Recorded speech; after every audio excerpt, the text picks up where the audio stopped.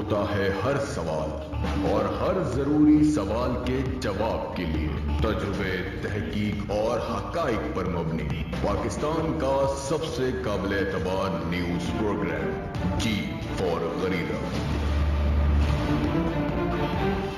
السلام علیکم، آپ کو دکھاتے ہیں وہ خبریں جن پر آج ہم سوال اٹھائیں گے۔ ٹیکس فری اور ترقیاتی وعدوں سے بھرپور 8 کھرب 69 ارب 10 کروڑ کا سندھ بجٹ پیش، کراچی کے لیے 50 ارب رکھے گئے، 10 ارب کا اسپیشل پیکج بھی، لیکن عمل ہوگا تو ہی عوام کو ریلیف ملے گا۔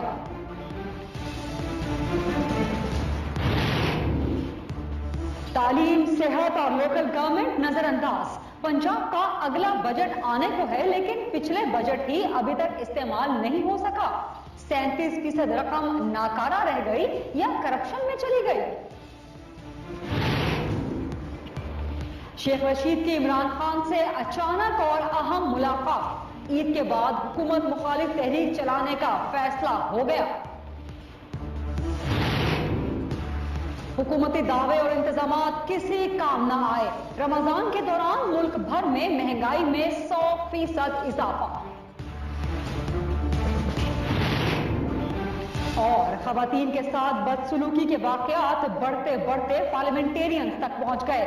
JUI کے سینیٹر حافظ حمداللہ اور سماجی کارکن ماروی سرمد کے افسوسناک واقعے کے بعد سنجیدگی سے سوچنا ہوگا کہ سماجی سوچ کیسے بدلے گی۔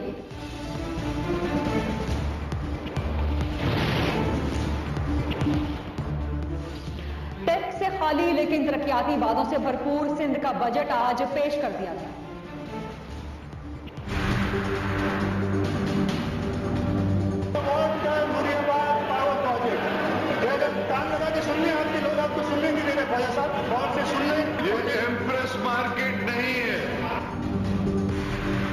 میں وفاقی وزیر خزانہ جناب اسحاق ڈار کی طرح یہ تو نہیں کہہ سکتا کہ جناب اسپیکر آج سب کچھ لٹا دیا، اس لیے کہ پیسہ صرف بادشاہت میں لٹایا جاتا ہے جبکہ جمہوریت میں عوام کی خدمت کی جاتی ہے۔ انہیں پہلے سے ہی پتا چل گیا کہ یہ آگے رمضان میں جھوٹ بولیں گے۔ خدا کرے کہ میرے عرض پاک پر اترے وہ فصل گل جسے اندیشہ زوال نہ ہو۔ سندھ کا یہ موجودہ بجٹ اسے عوام دشمن قرار دیتے ہیں اور اسے مسترد کرتے ہیں۔ اپوزیشن کے شدید شور شرابے اور ہنگامے کے دوران سندھ کا آئندہ مالی سال 2016-2017 کا ترقیاتی بجٹ پیش کر دیا گیا۔ ترقیاتی بجٹ میں اس لیے کہہ رہی ہوں کہ اس مالی سال کے بجٹ میں بہت بڑے بڑے اعداد و شمار، بہت بڑی بڑی رقم رکھی گئی ہیں تمام تر ترقیات کے لیے۔ 8 کھرب 69 ارب 10 کروڑ کا سندھ کا بجٹ ہے، جس میں کراچی کے لیے خصوصی پیکج ہے 10 ارب کا۔ اس کے علاوہ کراچی کے لیے 50 ارب روپے بھی رکھے گئے ہیں، حیدرآباد کے لیے 53 ارب رکھے گئے ہیں۔ سب سے زیادہ سندھ کے آئندہ مالی سال کے بجٹ میں تعلیم کے لیے رقم رکھی گئی ہے جو کہ 150 ارب روپے ہے، لیکن اگر اس کا موازنہ کیا جائے پچھلے سال کے مالی بجٹ کے ساتھ تو پچھلے سال کا بجٹ وہ صرف ابھی تک 45% تعلیم پہ استعمال ہو چکا ہے، اس کے علاوہ سارا بجٹ ناکارہ پڑا ہے۔ صحت پہ اس سال 85 ارب رکھے گئے ہیں جبکہ پچھلے سال کا صحت کا بجٹ صرف 31% استعمال کیا۔ ترقیاتی اخراجات کے لیے اس دفعہ ایک بہت بڑی اماؤنٹ 225 ارب کی رکھی گئی ہے جو کہ پچھلے سال کی نسبت 38% زیادہ ہے، لیکن پچھلے سال کا ترقیاتی بجٹ ابھی تک صرف 80% استعمال ہوا ہے۔ 20% بجٹ ناکارہ رہ گیا، کرپشن میں چلا گیا، فی الحال اس کے بارے میں کچھ نہیں کہا جا سکتا۔ توانائی پر 26 ارب رکھے گئے ہیں اور پچھلے سال کا توانائی کا سندھ کا بجٹ صرف 68% استعمال ہو چکا۔ امن و امان کے لیے اس دفعہ خاصی بڑی رقم سندھ کے مالی بجٹ میں رکھی گئی ہے جو کہ 82 ارب روپے ہے۔ اس کے علاوہ کراچی آپریشن کے لیے 5 ارب 25 کروڑ روپے بھی رکھے گئے ہیں۔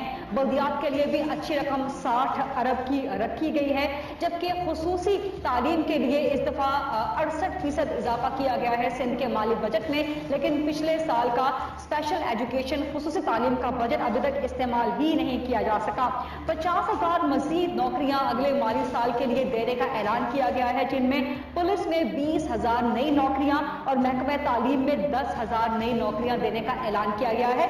महकमा सेहत ने 5,000 नई नौकरियां रखी गई हैं। 124 अरब का टैक्स वसूली का हदफ रखा गया है कि अगली माली साल में ये टैक्स वसूल किया जाएगा।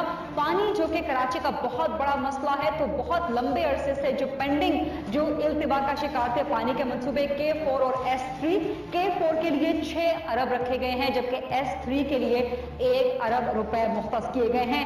अब करंटली जायजा लिया जाए सिंध के माली साल के बजट का, तो ये तरक्याती बजट नजर आता है। इसमें बहुत बड़ी बड़ी फिगर्स हैं अवाम की तरक्की के लिए, अवाम के फलाह बहबूद के लिए। अपैरेंटली ये बजट बहुत खुशनुमा नजर आता है, लेकिन पीपल्स पार्टी का असल इम्तिहान तब शुरू होगा जब इस बजट पे अमल दरामद, इस बजट की इम्प्लीमेंटेशन का मरहला आएगा। और यही वो पॉइंट था कि जिसपे आज अपोजिशन ने असेंबली में शदीद हंगामा भी किया और वजीर खजाना साहब को यहां तक ताना दे दिया कि वो रमजान में झूठ बोल रहे हैं। इसके अलावा जब बजट इजलास खत्म हुआ तो अपोजिशन ने बाहर निकल के इस बजट को अवाम दुश्मन करार दे दिया और कहा कि मंगल से वो इसकी शदीद अपोजिशन करेगी जब बजट इजलास रिज्यूम होगा। अपोजिशन के रहनुमा सिंध असेंबली में ख्वाजा इज़हार हसन इस वक्त हमारे मौजूद हैं, उनके पास चलते हैं, मजीद बात करते हैं उनसे। अस्सलाम वालेकुम ख्वाजा इज़हार साहब, और ये बताइए कि कराची के लिए 50 अरब का पैकेज रखा गया है, हैदराबाद के लिए 53 अरब, कराची के लिए 10 अरब का स्पेशल पैकेज भी है, इसके अलावा भी मैंने काफी तफसील बताई है। इन सब के होते हुए आप समझते हैं कि ये सिंध का अवाम दुश्मन बजट है? देखिए, सबसे पहली चीज इस बजट को समझने के लिए पिछले बजट के अखराजात को समझना जरूरी है। आपको पता है हमने अभी गुज़िश्ता हफ्ते शैडो बजट पेश किया है। हम वो रिवायती अपोजिशन नहीं है कि बस वो जी बजट की कॉपियां फाड़नी है जिस तरह पीपल्स पार्टी करती रही है। सरदार साहब जब बजट पेश करते थे जी पेंसिलें मारते थे, एक खातून ने तो बजट असेंबली में जला भी दिया। हम इस किस्म की रिवायती या बिलो द बेल्ट अपोजिशन नहीं कर रहे, हम तो बिल्कुल लॉजिकल बात कर रहे हैं कि पिछले आपने जो 750 अरब रुपए का बजट दिया था उसका आपने क्या किया। 102 अरब रुपए आप तनख्वाहों की मद में खर्च नहीं कर सके, 97 अरब रुपए तरक्याती मद में आप खर्च नहीं कर सके। 10 महीने की रिपोर्ट मुझे खुद मुराद अली शाह साहब ने असेंबली में पेश की है, मैं उसका आपको बता रहा हूं कि सिंध हुकूमत अपने पिछले बजट के अंदर से 200 अरब रुपए खर्च नहीं कर सकी। 65 अरब रुपए इन्होंने एडीपी 162 अरब रुपए की थी उसमें रखे थे। हमने इन्हें तजवीज दी थी कि आपके पास कैपेसिटी नहीं है, आप पैसे खर्च नहीं कर सकते, मंसूबे अनाउंस करने की क्या जरूरत है, आप अपनी जितनी चादर है उसमें पांव फैलाएं। एक तरफ तो जुल्म ये किया कि जो पहले 124 अरब रुपए कराची से टैक्स लिया था वो बढ़ाकर 150 अरब रुपए कर दिया। यानी टैक्स बढ़ाना जरूरी है, टैक्सों का आपको नेट बढ़ाना जरूरी है। सिंध के शहरी इलाकों में से सिर्फ कराची 95% टैक्स देता है, खर्चे आपसे होते नहीं है, पैकेजेस आप बड़े बड़े ऐलान करेंगे और जो 10 अरब रुपए का आप फरमा रही हैं ये तो 2000 आप टैक्सों की बात कर रहे हैं तो पुराने टैक्सेस की बात कर रहे हैं। इस अगले माली साल के बजट में तो कोई नया टैक्स नहीं लगाया गया, तो एक तरह से टैक्स फ्री बजट है। नहीं, देखें, सबसे पहली चीज तो जहन में ये रखें कि पिछली जो 16 कैटेगरियां हैं वो अवाम पे एक इजाफी बोझ है। पिछली बार 750 अरब रुपए का था, इस बार बजट 850 अरब रुपए से ऊपर का है। तो क्या ये बाकी जो 100 अरब रुपए ये अपने घर से लेकर आ रहे हैं? 700 अरब रुपए कहां, 850 अरब रुपए कहां? तो इसका मतलब नए टैक्सेस लगे। हुआ ये कि 4 कैटेगरीज में सर्विसेज में टैक्स लगा है और जो एग्जिस्टिंग पिछली कैटेगरीज थी 16 उसकी टैक्स की लेकिन ख्वाजा इज़हार साहब, जैसे कि वजीर खजाना साहब ने भी कहा कि जो MQM ने प्रपोज की थी तमाम प्रपोजल्स, उनके तमाम मंसूबे बजट में शामिल कर दिए गए हैं। MQM की अगर 10 स्कीमें जो 2009 की आई हुई थी जिसको 2012 में कंप्लीट हो जाना था, आपने 10 अरब की वही स्कीमें जो खुद डिलीट की थी वही उसमें डाल दी। अब आप ये डालिए कि 10 अरब की स्कीमों में पानी की कौन सी नई स्कीम है मुझे बताइए। चलिए, K4 पुराना, S3 2009 से मैं पीपल्स पार्टी से सुनता चला रहा हूँ, 65 MDD धाबे जी में पिछले 7 साल से सुनता चला रहा हूँ। 1956 का जो एक बजट है 1000 मिलियन का, वो भी मैं 2010 से सुनता चला रहा हूँ। नया बजट का है, बल्दिया में कोई नए बजट की स्कीम दी है इन्होंने, नए प्रोजेक्ट्स लगा रहे हैं बल्दिया में, नए इंफ्रास्ट्रक्चर डाल रहे हैं। किमाड़ी तो पीपल्स पार्टी का इलाका है, वहां पे नया इंफ्रास्ट्रक्चर डाल रहे हैं। लियारी का पैकेज क्या है, लियारी को कोई नया इंफ्रास्ट्रक्चर दे रहे हैं? अभी लियारी में लोड शेडिंग और पानी पे मुजाहरे मुस्तकिल हो रहे हैं। मेरी बात समझने की जरूरत है। MQM के अगर कुछ अरकान ने अपनी स्कीमें दे दी हैं और 2009 की स्कीमें आप इसमें डाल के कहना है। इसके अलावा तालीम के लिए इस दफा सबसे ज्यादा बजट 150 अरब का रखा गया है। मुत्तहिदा माशाल्लाह काफी पढ़ी लिखी जमात है कि आप इसे भी अप्रिशिएट नहीं करेंगे पीपल्स पार्टी के इस इकदाम को? बिल्कुल कोई अच्छा इकदाम नहीं है। सिंध के अंदर 8 साल के अंदर 900 अरब रुपए तरक्कियात पे खर्च होने थे। गरीदा 900 अरब रुपए, मैं कोई 9 अरब रुपए की बात नहीं कर रहा हूं। 900 अरब रुपए में से सिंध हुकूमत 600 अरब रुपए खर्च कर चुकी। कराची था लाड़काना, मुझे 600 अरब रुपए क्या मीडिया दिखा सकता है? क्या मीडिया 600 अरब रुपए में से कुछ पैसे थर में दिखा सकता है? नवाबशाह में, जैकबाबाद में, खैरपुर में, लाड़काना में जो कचरे का ढेर बना हुआ है। कराची हैदराबाद तो एमकेएम का है ना, कराची हैदराबाद को एमकेएम की वजह से छोड़ दीजिए। मीरपुर खास ले चलिए, मेरे टंडो वाला यार ले चले, टंडो आदम ले चले, नौशेरो फिरोज ले चले, जहां से अभी इनका एक एमपीए मुंतखब होकर आया। 600 अरब रुपए आप बात कर रही हैं। इस साल इन्होंने पिछले साल 162 अरब रुपए रखे थे, जिसमें से 65.5 अरब रुपए खर्च किए हैं। इस बार वो 162 अरब रुपए उठा के 200 अरब रुपए से ज्यादा की स्कीम कर दी। खर्च आप कर नहीं सकते, एलोकेट कर करके बजट में एलोकेट किए, गरीदा एलोकेट रिलीज नहीं किया, एक्सपेंडिचर अलग है। एक और चीज आपसे सवाल करना है मुझे कि कराची ऑपरेशन के लिए कोई 5 अरब से ज्यादा की रकम रखी गई है, एमक्यूएम इससे मुतमईन है?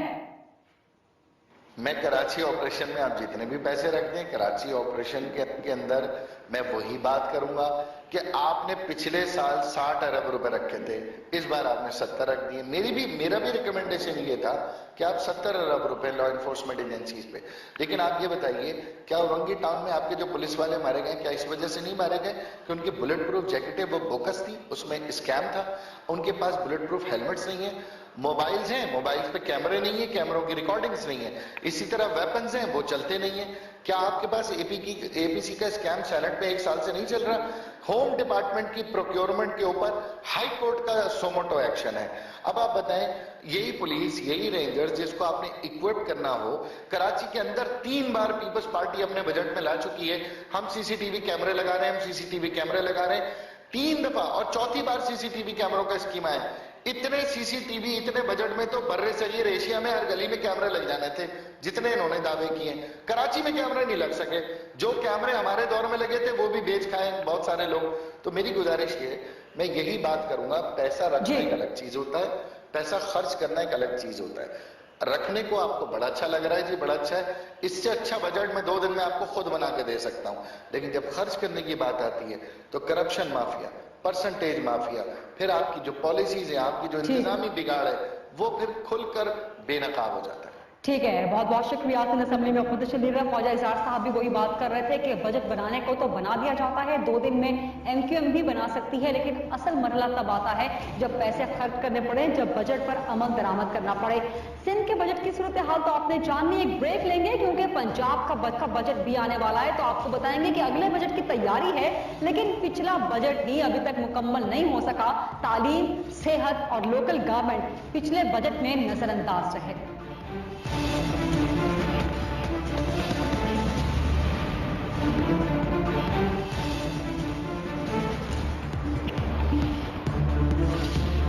जी वेलकम बैक। हुकूमत पंजाब अपने अगले बजट की तैयारी कर रही है, लेकिन पिछले बजट का ही 37% अभी तक इस्तेमाल नहीं हो सका। ये 37% नाकारा गया या करप्शन की नजर हो गया? सूबे की माशरी तरक्की की शरह 2018 तक 7 से 8% तक लेकर जाना, बरामदात में इजाफे की शरह को 15% तक ले जाना।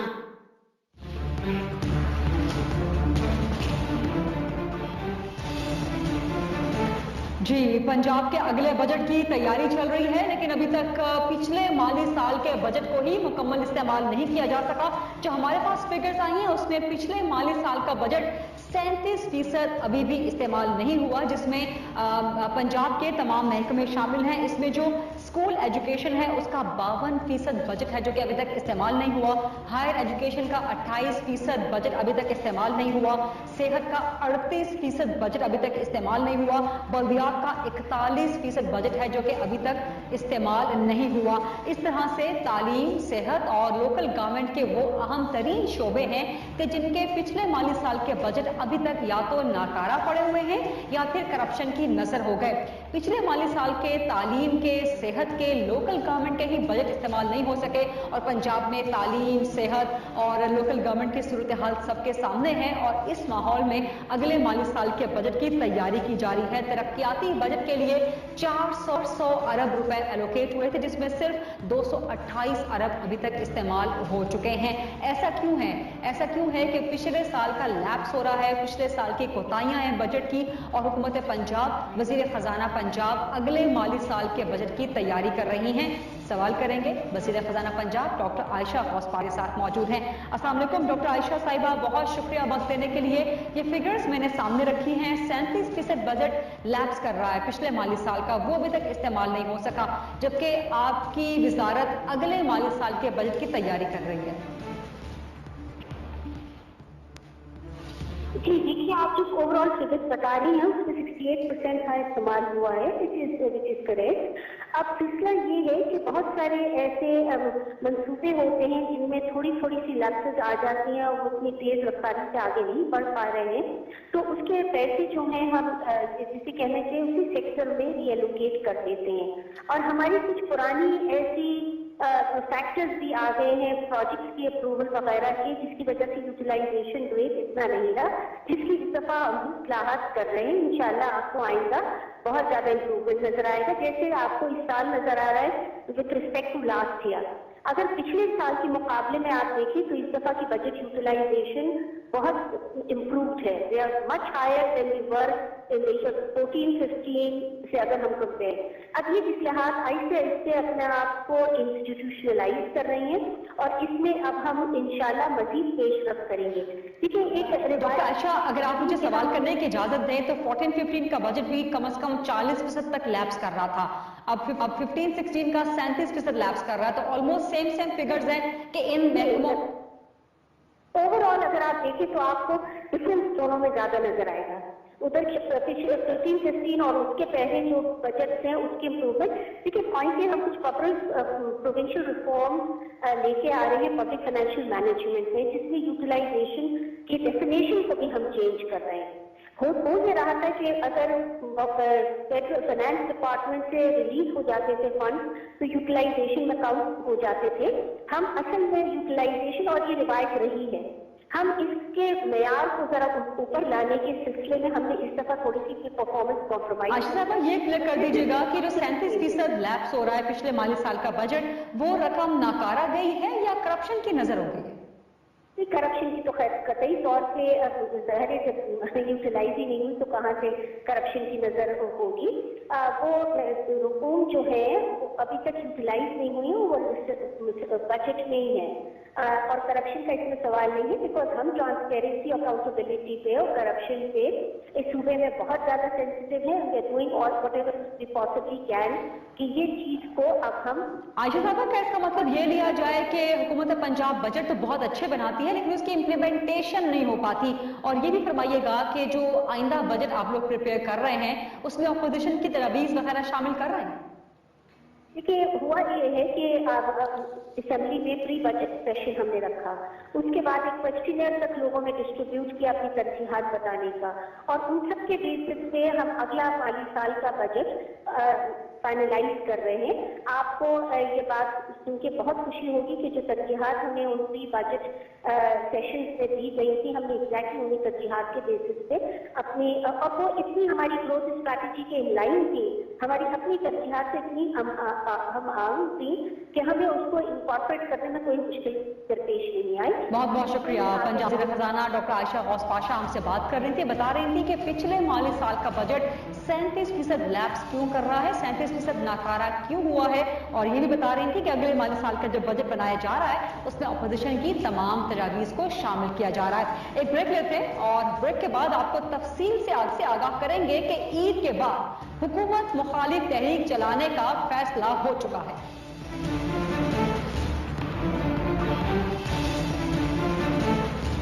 जी वेलकम बैक। ईद के बाद हुकूमत मुखालिफ तहरीक चलाने का फैसला हो गया है।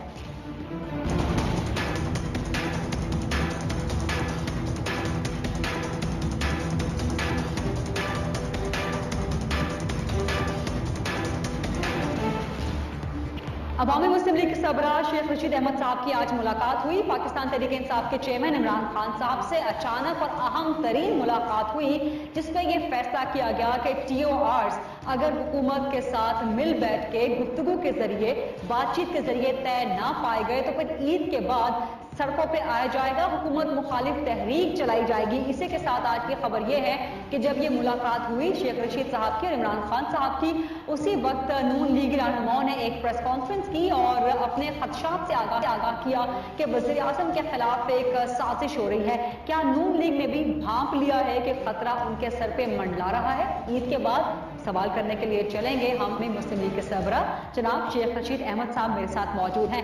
अस्सलाम वालेकुम शेख साहब, बहुत शुक्रिया वक्त देने के लिए। एक तरफ हुकूमत मुखालिफ तहरीक का फैसला किया आपकी और इमरान खान साहब की मुलाकात ने, उसके साथ ही नून लीगी रहनुमाओं ने प्रेस कॉन्फ्रेंस कर दी कि वज़ीर आज़म के खिलाफ साजिश हो रही है। क्या कोई नई साजिश हो रही है, नया प्लॉट तैयार हो रहा है, क्या कोई नया धरना तैयार है? देखिए, नून लीग या नवाज शरीफ साहब के खिलाफ साजिश बाहर से कभी नहीं हुई, अंदर से ही हुई है। और 25 दिन अभी बाकी हैं। 25 दिन में भी अगर ये 25 या 24 दिन में अगर ये TOR अदालत में नहीं जा सकते तो फिर कोई ऑप्शन नहीं है सड़कों पर आने के अलावा। और ये एक जमहूरी तरीका है कि आप TOR को फाइनल करके जमहूरी तरीके से सुप्रीम कोर्ट को फैसला करने में, अगर नवाज शरीफ साहब के ये पैसे हकीकत पे मबनी और डिक्लेयर्ड अमाउंट है और जायज और हलाल की कमाई है तो फिर तो कोई केस नहीं है। और अगर ये साबित नहीं कर पाते और जितना बड़ा फर्क है इनके बयानात में, तो मेरा ख्याल है फिर इनके लिए कोई गुंजाइश नहीं है हुकूमत को चलाने की। और अगर ये बज़िद हैं कि TOR की मीटिंग खत्म हो जानी है तो फिर मेरा ख्याल है मौलाना फजलुर रहमान साहब के अलावा तमाम लोग सड़कों पे हो। मैं यही आपसे पूछना चाह रही थी कि हुकूमत मुखालिफ तहरीक में किन किन जमातों को शामिल किया जाएगा और क्या ताहिरुल कादरी साहब को भी शामिल किया जाएगा? देखिए, ताहिरुल कादरी साहब लंदन तशरीफ ला चुके हैं। कल उन्होंने मुझसे फोन पे बात की थी और आज मैंने इमरान खान साहब को भी इस सारी सूरत हाल से आगाह किया है। और वो 17 तारीख को एक रोजा धरना देंगे और एक पूरा रोज लाहौर लगाएंगे, क्योंकि ये वो दिन है जिस दिन उनके 14 से ज्यादा अफराद शहीद हुए और लातादाद जख्मी हुए। और जहां तक दूसरी पार्टियों का तल्लक है, 12 को दफाए पाकिस्तान भी लाहौर में कर रही है, जमात इस्लामी भी ऑन रेडिकल स्ट्राइक है, इसी तरह दूसरी जमातें भी। तो मेरा ख्याल है कि सियासत में अगस्त सितंबर से जो हलचल पैदा होगी वो काफी फैसला कौन होगी। क्या पीपल्स पार्टी भी शामिल हो सकती है आपकी हुकूमत मुखालिफ तहरीक में? शेख साहब, आपको नजर क्या आता है, सियासी असेसमेंट क्या है? मेरे ख्याल में मैं ये राय रखता हूँ कि वो भी तहरीक अपने तौर पर शामिल हो सकती है, क्योंकि बिलावल भुट्टो से की बातों में बड़ी जान है और अब तो आसिफ जरदारी के बयानात भी बड़े जानदार हैं।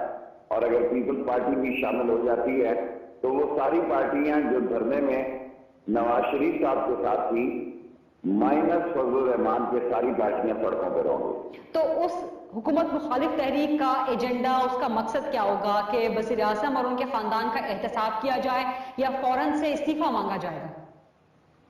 देखें, जो मेजर पार्टियां हैं वो तो तकरीबन जब हमारी बात ही नहीं सुनी जा रही तो फिर जो शख्स मैटर करता है उसका इस्तीफा ही मांगा जाएगा। और नवाज शरीफ साहब क्योंकि स्टेप डाउन के लिए तैयार नहीं है, वो अपने खानदान में भी किसी के लिए ये रास्ता छोड़ने के लिए तैयार नहीं है। और जब एक शख्स अपने अलावा किसी शख्स को मुल्क चलाने के अहल ही ना समझे, जब कोई शख्स ये समझे कि वो उसी का नाम पाकिस्तान है और उसी का नाम जमहूरियत है, तो फिर मैं समझता हूँ बड़ा खड्डा है और ये खड्डा बढ़ भी सकता है। और ये खड्डा इतना बढ़ सकता है कि पाकिस्तान में एक सियासी जो है एक बहुत बड़ी हलचल पैदा हो जाए। शेख साहब, मीठी ईद के बाद आप लोगों का प्लान है कि अगर TORs ना बन सके तो फिर हुकूमत मुखालिफ तहरीक चलाएंगे, सड़कों पे आएंगे, उसके बाद फिर वो कुर्बानी वाली बड़ी मशहूर ईद आने वाली है, तो एक बार फिर क्या आपकी वही सोच होगी, वही स्लोगन होगा कि कुर्बानी से पहले कुर्बानी होगी? देखिए, पिछली दफा तो किसी न किसी वजह से ये काम नहीं हो सका। सारी अपोजिशन पार्टियां नवाज शरीफ साहब के साथ खड़ी थी और इमरान खान और मैं और ताहिरुल कादरी साहब भी चौक में थे। अब ऐसा दिखाई देता है कि सारी पार्टियां सड़कों पे होंगी, चौक और चौराहों में होंगी, रैलियां होंगी, जुलूस होंगे, जलसे होंगे। और پاکستان میں جو کچھ انہوں نے بولا، جو کچھ یہ کہتے آئے غلط بیانی پر مبنی، ان کے بیانات کا بھی احتساب ہوگا، اور پھر مطالبہ یہی ہوگا کہ نواز شریف سے احتساب شروع ہو اور پیناما لیکس میں جس کا بھی نام ہے سب احتساب کے کٹہرے میں کھڑے ہوں۔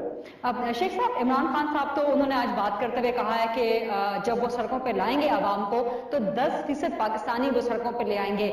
آپ کو کتنا یقین ہے اس تحریک کی کامیابی کا؟ کتنے پاکستانی آپ کے مطابق نکلیں گے سڑکوں پہ؟ میں زیادہ بڑی بات تو نہیں کہہ سکتا، لیکن اتنا ضرور کہتا ہوں لوگ نکلیں گے، اور فیصلہ کن لوگ نکلیں گے، اور ایک بڑا متاثر کن کراؤڈ سڑکوں پہ ہوگا۔ باقی نمبرنگ کی میں بات نہیں کرتا کہ کتنے فیصد ہوں گے یا کتنے فیصد نہیں ہوں گے۔ پاکستان کے لوگ سڑکوں پہ ہوں گے کیونکہ وہ آ چکے ہیں، نہ بجلی ہے، نہ گیس ہے، نہ پانی ہے، نہ نوکری ہے، نہ امن ہے، نہ امیج ہے، نہ کوئی انٹرنیشنلی سکون ہے، نہ کوئی فارن پالیسی ہے، نہ کوئی ہماری ڈیفنس کے معاملات میں جس طرح حکومت نے آنکھیں نیچی رکھی، خاص طور پر ایک اتنا بڑا جاسوس پکڑا گیا آپ دیکھیں، اور خاص طور پر نوشکی میں جو ڈرون حملہ ہوا، ان ساری چیزوں پہ حکومت ایسے نظر آئی۔ اور سب سے بڑی بات یہ دیکھیں کہ ایک جلا وطن، ایک جوائنٹ پرائم منسٹر جو ہے وہ اس ملک کو چلا رہا ہے، اور وہ لوگ چلا رہے ہیں جن کی قانونی اور آئینی حیثیت نہیں ہے، اور جو ملک کو کیا کہتے ہیں اس پہ الیکٹرانک میڈیا پہ چلا رہے ہیں، ای میل پہ چلا رہے ہیں، ٹیلیکس پہ چلا رہے ہیں، ٹیکسٹ پہ چلا رہے ہیں۔ ہم 20 کروڑ لوگ ہیں، کوئی گاجر مولی نہیں ہے، کوئی بھیڑ بکریاں نہیں ہیں، کوئی گلے سڑے پھل نہیں ہے کہ ہمیں جو آدمی جس طرح چاہے آگے۔ تو مجھے یقین ہے کہ یہ قوم جو ہے یہ فیس بک پہ نہیں چلائی جا سکتی، 20 کروڑ لوگ یا جو بھی اس کا سسٹم کا نام دے، یا اس الیکٹرانک میڈیا پہ نہیں چلائی جا سکتی۔ ٹھیک ہے، بہت بہت شکریہ۔ اسمبلی کے صدر شیخ رشید احمد صاحب ہم سے بات کر رہے تھے اور بتا رہے تھے کہ یہ قوم فیس بک پر نہیں چلائی جا سکتی، اور عید کے بعد اپوزیشن حکومت کے خلاف سڑکوں پر تحریک چلائے گی۔ ایک چھوٹی سی بریک شامل کرتے ہیں، اور بریک کے بعد ہم ایک بہت اہم اور سنجیدہ موضوع پر بات کریں گے کہ خواتین کے ساتھ بدسلوکی کے واقعات بڑھتے پارلیمنٹیرینز تک پہنچ گئے۔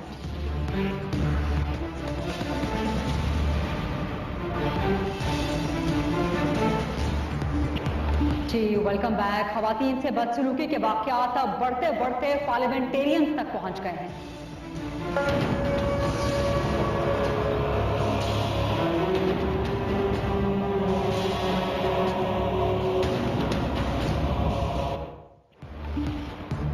انتہائی افسوسناک واقعہ ہے کہ کل جمعیت علماء اسلام فضل الرحمان گروپ کے سینیٹر حافظ حمداللہ، وہ اور معروف سماجی کارکن ماروی سرمد صاحبہ ایک نجی ٹی وی کے پروگرام میں شامل تھی، جہاں پر ایک چھوٹی سی غلط فہمی کی بنا پر تکرار کا آغاز ہوا سینیٹر حافظ حمداللہ صاحب کی طرف سے، اور بڑھتے یہاں تک پہنچ گیا کہ سینیٹر حافظ حمداللہ صاحب کی طرف سے نامناسب الفاظ اور کلمات کہے گئے ماروی سرمد صاحبہ کو، اور ان پر تشدد کی کوشش بھی کی گئی۔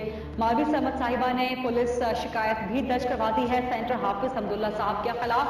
افسوسناک اور قابل تشویش بات یہ ہے کہ حافظ حمداللہ صاحب معزز پارلیمنٹ کے رکن ہیں، معزز سینیٹر ہیں، ان کی طرف سے ایسا رد عمل اور ایسا رویہ سامنے آنا بہت تشویشناک اور معاشرے کی سوچ اور معاشرے کے رویے کی عکاسی کرتا ہے۔ ہمارے ساتھ سینیٹر حافظ حمداللہ صاحب بھی ہوں گے، اور اس کے بعد ماروی سرمد صاحبہ بھی ہوں گی۔ السلام علیکم سینیٹر حافظ حمداللہ صاحب، اور جو کل رویہ آپ کا رہا ایک نجی پروگرام میں ماروی سرمد صاحبہ کے ساتھ، نہ صرف سول سوسائٹی نے، نہ صرف عوام نے، بلکہ پارلیمنٹیرینز نے بھی، آپ کے اپنے دوستوں نے بھی اس کی شدید مذمت کی ہے۔